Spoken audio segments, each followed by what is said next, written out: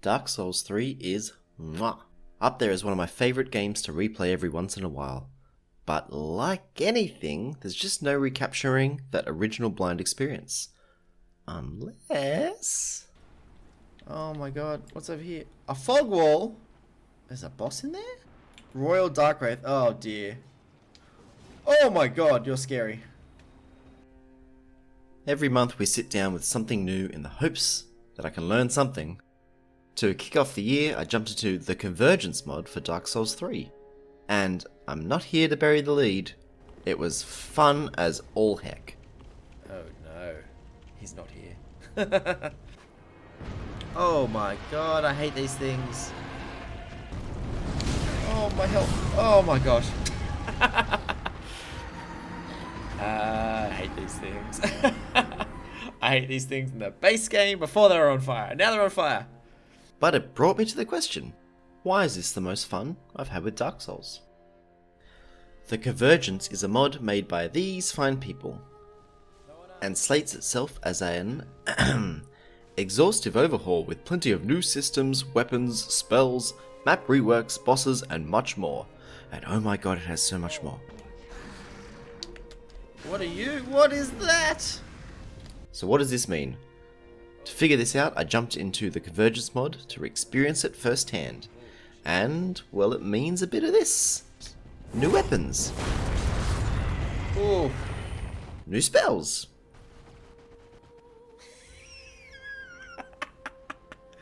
Map reworks. Hold on. Hold on. What is that? Bosses. Love this guy's animations. Oh my god, this guy's so cool. How do you get this cool? Whatever the heck this is. Whew. Alright. That was such a... Ooh. So as you can see, I had a little bit of a play. And I had a little bit of a blast. Oh, Yorm. Oh no, I'm sorry, you're so big. And curiosity abounded, as I wondered how and why some skilled developers would undertake such a project to mess with an existing game. So I needed to seek some perspective on it all. What better perspective than the original source? I was lucky enough to have a chat with two of the developers for the project. Karma, who worked on visuals and joined late in the piece, and Aaron, who was one of the three founders and did a bit of everything. You can find links to the socials in the description below.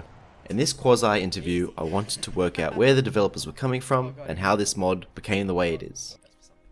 Firstly, I asked a bunch of questions about the process. How do you even begin to do something like this? And their answers were delightfully creative.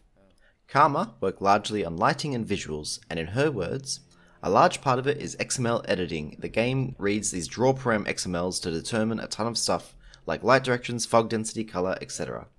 And I just use Unity to place edit the point lights in levels. Karma was most proud of implementing dynamic lighting in the game. She says, it was impossible to change light direction without light map bake shadow inconsistencies, and if you duplicated or added new terrain, it would have a ton of visual artifacts, since we can't bake new light maps. So I just made the game read an empty package as a light map file to completely disable them. And Aaron talked me through some of the creation of the Archdruid Kamo fight. It's sort of too cool to summarize, so I'll give you the full quote instead. So usually when you make a character in games, you start with the model, then make the rig skeleton, then animate it. But when it comes to modding, you sort of have to reverse the process. We had to pick an existing character to modify, since adding new skeletons is close to impossible with our current tools. So we actually started with a nameless king, and just gave him a new model. And after a lot of tweaking to his sound effects, plus some new movement animations, you practically can't tell it's his skeleton we're using. I think the only remnant of the nameless king is the stomp that Kamo does at the start of phase 2. The process of giving him new animations is a whole other thing. Since we don't have the skills or knowledge to make custom animations, we had to use something called animation retargeting, where you basically just take animations of another character and manually transfer the movement to another. Kamo, for example, uses the movement from the Father Owl and the Spear Adepts from Sekiro, and some various attacks from other Dark Souls 3 bosses. Awesome, right? This hacky approach to get the results that they desire reminds me of the roots of modding. Not the Doom level editing where a curated tool was provided to the players, but instead the way people would open up arcade cabinets of old and mess with around to see what would happen.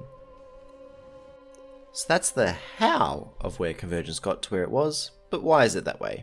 What are the driving motivations of the developers? For Karma, it was largely a feeling of wanting to fix it themselves. The desire to create something closer to a vision they had, or felt they shared, with the artists at FromSoft to some degree. For Aaron, they were personally a huge fan of the game, and very keen on game development.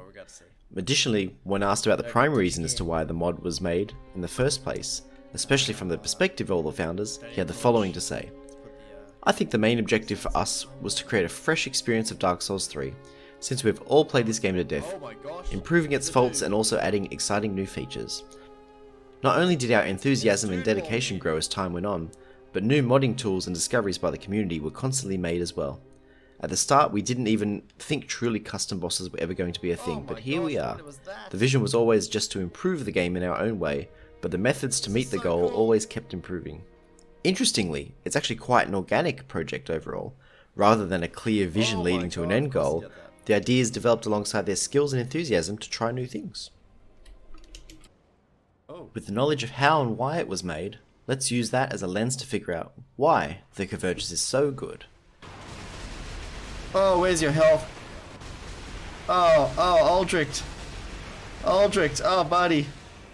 I have to think that this mod truly only really appeals to fans of Dark Souls 3. Oh no, I missed. If you already had trouble with Dark Souls 3, this mod won't fix it for you. If anything, it probably makes it tougher. Oh my god, oh my god. It definitely makes it tougher. Well. But for players who know the inside out of the game, a remix can be a great way to freshen it up. Hey, oh my god, I was joking when I said it could be bought. We'll come back. Maybe even doubly so for me, since I actually replayed the game recently with a couple of friends. This isn't here usually, right? This is clear in the motivations of the devs. Aaron, who'd done challenge runs of the game, wanted more from the gameplay. Oh, I love this guy's animations. Oh my god, this guy's so cool. How do you get this cool? And Karma, who was a fan of the cinematic trailers, wanted more from the visuals. To this end, I think the reason this mod succeeds comes down to three major elements. Firstly, the mix-up of gameplay. If you ever replayed a game that provides variety, you often find yourself gravitating to new styles of play if provided. As an RPG, Dark Souls 3 does provide a lot of variety in playstyle through builds. However, the Convergence seeks to take this further, primarily by expanding on the magic system, which was typically underused compared to swinging a cool sword in the base game. Oh jeez. Oh, I hope he's dying in there. He's taking some damage in there at least. Challenging enemies with a magic, as opposed to challenging enemies with a weapon, changes the feel of the game. Sure, it does make some fights cheesy, that's on the AI of the base game, that's not really the Convergence's fault, but also makes a number of fights more challenging. Oh, the follow-up! Oh, no. Providing automatic FP regeneration, combined with all the new spells, allows players to tackle challenges with a more experimental and strategic approach. Quite unlike the base game, actually. Aldrich, cop this. Are you poisoned? Oh my god, he's poisoned straight away. Secondly, the exploration. And somehow, the modders have rediscovered the feeling of being lost and unsure what's around the next corner. Gale, help me! Gale! Exploration thrives on the mystery of the unknown, and the joy of learning the answers to those mysteries. And the more work that gets done, the more payoff there is for this feeling. Oh? By mixing up enemies, you regain the care needed while exploring. By moving bonfires and items, you regain the necessity to check every nook and cranny for rewards. I'd be down here if I was a bonfire. And the area updates, well, that's basically an explorer's happy holiday. What have they done to this place? Every new shortcut made, every changed visual, and every new piece of map adds to it. For someone who personally loves to know what's around every corner, having such a complete overhaul feels fantastic. And it's almost a letdown when there's only some minor changes done instead. And finally, it's the challenge. Since this appeals to fans who are familiar with Dark Souls 3, typically the mod is already by nature targeting players who have beaten the game. Perhaps more than once. Typically speaking, this is why a lot of challenge runs and mods make the games much tougher. Oh, I rolled straight into it. Oh dear. But honestly, the greatest selling point of this mod is though it does increase the challenge of this game, it actually doesn't go overboard. Dark Souls 3 is already a tough game. Don't let speedrunners fool you, they aren't human. But it's not actually the reason From Software's games are successful, despite what people say. The design of these base games does its best to balance challenge with fairness. For every time you die, you feel it was clear what you did wrong and perhaps how you could improve. Oh, I've picked the wrong way to roll. The Convergence can be challenging for sure, but it's also tried to keep the balance fair. When you see an enemy that's from the late game earlier on, it's been balanced accordingly. Sure, it may demand more from you skill-wise, but not so much as to give you the feeling that the game is trying to kill you for the sake of a laugh. So, we should always try to learn from our experiences. What can we learn from all this? Oh damn, you're cool as hell. The question of the video is, what makes the Convergence mod so good? Recency bias notwithstanding, I have to give a lot of appreciation for how the Convergence mod re-engages the excitement of exploration, even in a game I know well. I'm just curious. Curiosity is a strong motivator for our brains that encourages learning in a similar way that hunger motivates eating. Games tickle this motivator by providing worlds unknown, and the Convergence, by literally stating that it's an exhaustive overhaul, makes it almost feel like a new game to discover.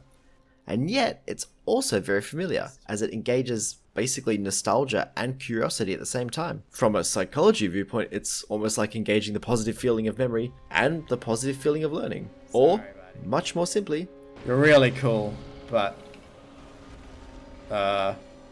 what? I felt happy playing this mod.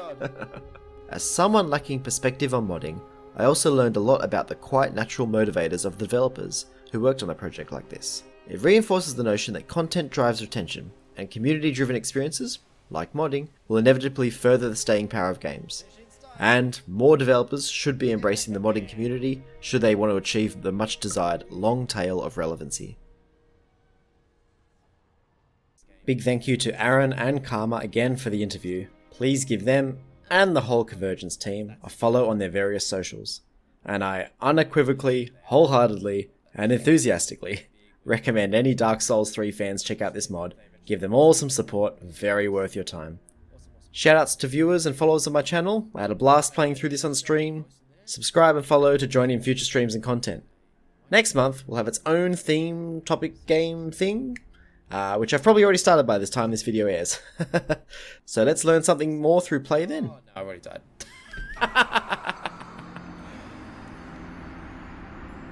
Cool. Love to see it.